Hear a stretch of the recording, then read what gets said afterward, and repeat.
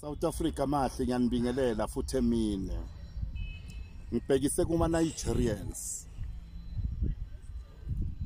Palm Bridge, Rosettenville, Kensington, Yeoville, Bedrams, Hillbrook, Berea, Sunnyside, Pretoria, Marabastad. Nigerians, pack and go. Pack and go now. It's your last year this in South Africa. You sell drugs, kill our children. I say your day is finished. Pack and go. Fake doctors of Nigerians. Fake pastors of Nigerians. Pack and go.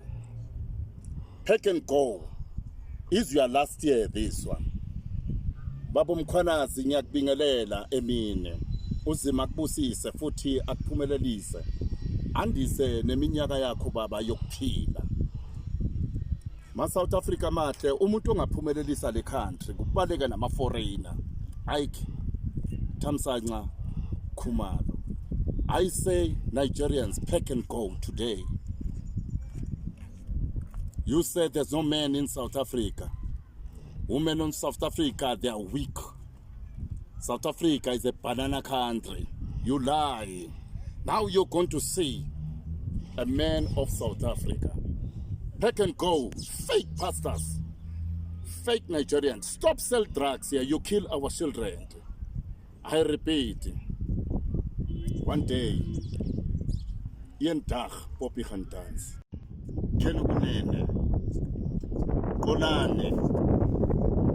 Iba abantu abangabamba neSouth Africa bayiphumelelise futhi. Kolani uzimu akwandisele iminyaka. Ibambe njalo ungayeki khona lapho uya khona. Elinye ilanga uNkulunkulu wathumenya indoda igama layo bekuMoses. Ayokhulula abantwana bakaIsrayeli. Wamkhetha phakathi kwamadoda wonke wayekhona kulelo lizwe lelo. Olani nawe ukhethiwe, baba Mkhwanazi, baba uPanyaza.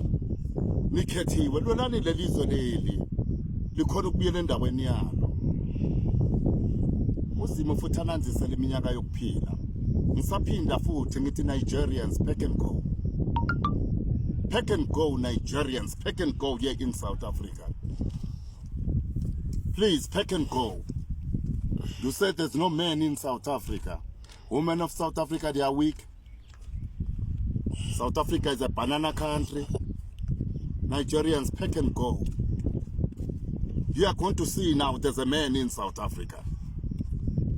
Kolani bambe njalo ungayeki.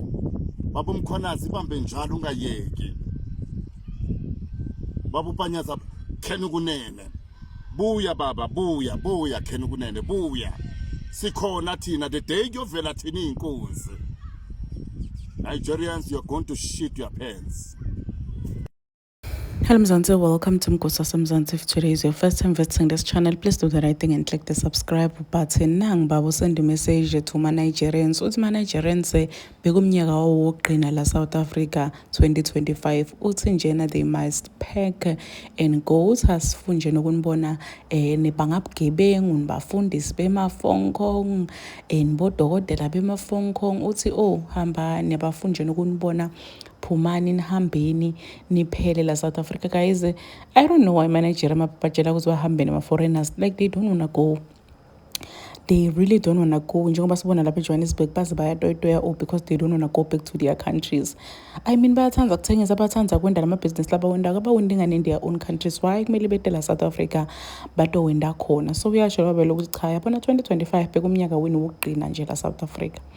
Anihambeni nje nisishiyengo yathi iSouth Africa ushayela moya njani if ma foreigners angahamba. iSouth Africa kuba nje live lengqono, but because they don't wanna go kunamaphoyisa laba protector kunabantu beEFF laba protector guys kusatoshuba kusatoba nje imess because uzubona babambe amabhodi ebabhale amagama ukuthi bona they are not going anywhere. Africa is for Africans la South Africa kanjani? Please do comment what you think below down on the comment section. Don't forget to hit the notification bell. I'll see you on the next one. I'm signing out, so goodbye.